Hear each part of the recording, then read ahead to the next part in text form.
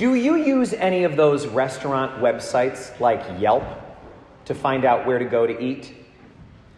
It can be very confusing when you read the comments on those sites. I was once looking at a restaurant and one of the comments said, "Best place in the world. We drive in from Connecticut just for their shepherd's pie. Amazing!" Exclamation point. 5 stars! Exclamation point.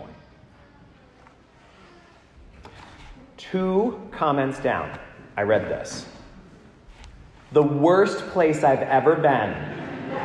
Shepherd's pie was inedible. Saw a mouse in the bathroom.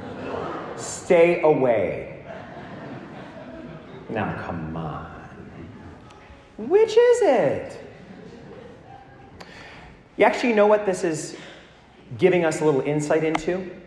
It's not very helpful in figuring out much about this restaurant, but it does teach us a lot about ourselves and our culture. We have become a people who cherish our own opinions. We love our opinions. We enshrine them in a very lofty place. We wish that we had a chisel so we could etch them into granite. But opinions aren't meant to be like that. That is not a humble attitude.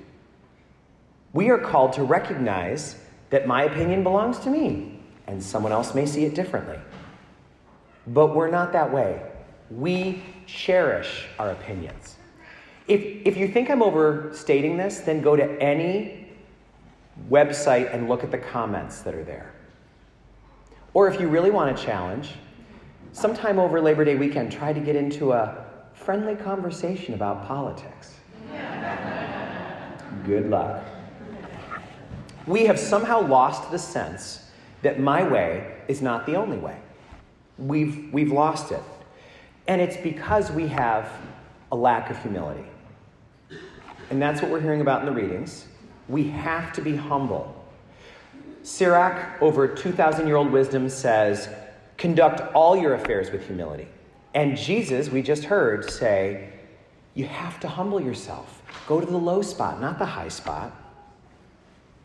But if that's the lesson God wants us to hear, we need to know that our society will not help us with this. We are not going to get any support for this.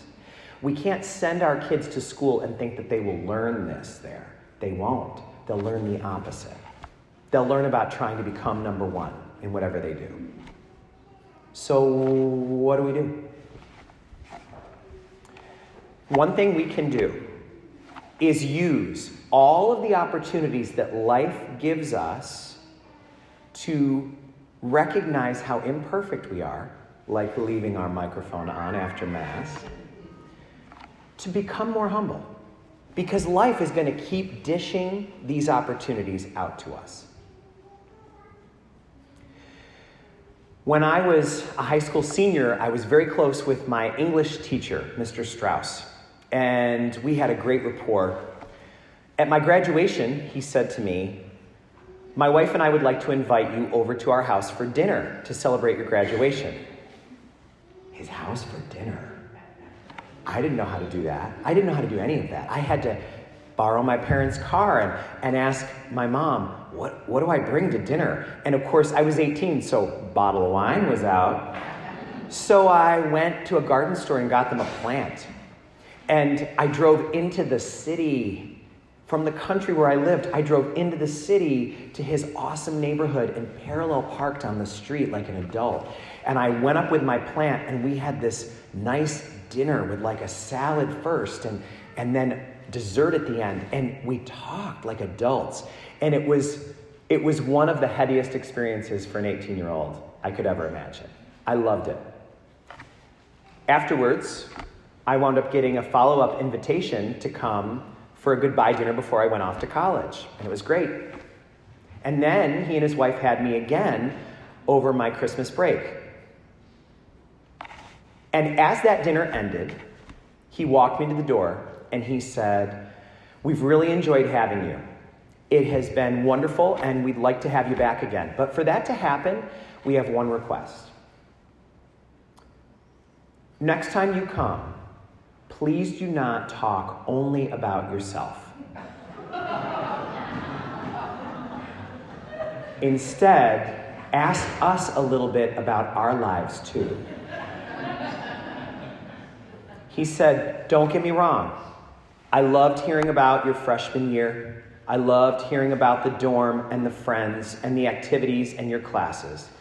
But in the past 6 months, we've been living life too. There's been stuff going on for us, and you didn't ask us a single thing about that. Don't let that happen again. So I don't know what I said. I muttered something like, oh, of course, absolutely, thank you, and have a good night, Merry Christmas. And I got to my car, and of course I felt like I'd been punched in the stomach. I actually can't believe I'm telling you this story because I think I vowed to myself in the car, don't ever tell anyone about this, ever. It's so embarrassing. But the key moment was not that night. The key moment was the next day when I woke up and I thought about it. And I was tempted, as we all are, to have this thought. Who does he think he is? You want me over to your house for dinner? You get me, okay? As I am. And if you don't like it... I don't know how I had the grace not to do that. Instead, I woke up and said, he is right. And I can do better. And I will not let that happen again. And any of you who've ever had me over to dinner at your house have benefited from that, because I'm not sure how long it would have taken me to learn that lesson. What happened to me was I got humiliated. I messed up, and someone called me on it, and I got humiliated. And that's okay. That's actually not necessarily a bad thing.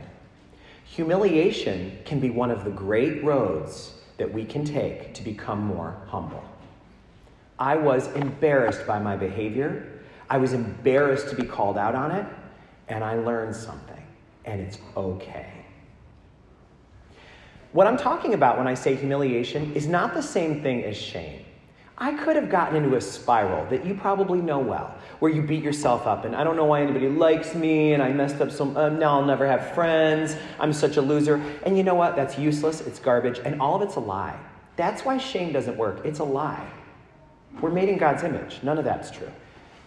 But humility and humiliation teach us the truth. I'm imperfect. I'm incapable of messing up, of putting my foot in my mouth, of doing a major social faux pas, of hurting someone or angering someone. I'm capable of that. And so I don't need to beat myself up. I just need to course correct. In this gospel, Jesus is not asking us to think less of ourselves. He's asking us to think of ourselves less. So this week we have plenty of work to do, because our culture will not support us at all in this. We're going to get no assistance from the culture. There won't be any help at all. We're going to have to find our own way to grow by going low. And, there's a spiritual author who says something really helpful about this. He says, you know how you need 3 square meals a day to stay healthy? You also need 1 square humiliation a day. One time when you trip over the toe of your shoe with nothing in your way, and you wonder if anybody saw you, you look back. One time where someone says, good morning, and you say, fine, how are you? It's embarrassing, but we just let that happen, and we say, ugh, because it reminds us that we're not perfect.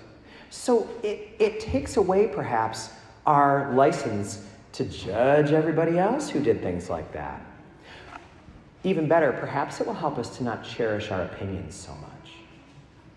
Maybe we could actually say, I don't know a ton about this. My sense of this is that shepherd's pie was not that good. But I could tell everybody else at the table liked it. So maybe I'll just say, maybe shepherd's pie is not my thing. Or maybe I don't know that much about food. That's not my thing. We need to find ways to do that. Because if we were honest, we would recognize that all of us are in the exact same boat. All of us mess up. All of us need help. All of us have weaknesses and defects. And that's why when we start Mass, we start it the way we do. Let's just be honest with each other. Because if we don't, we'll start telling ourselves things that aren't true. Humility is about the truth. We don't need to think less of ourselves. We just need to think about ourselves less.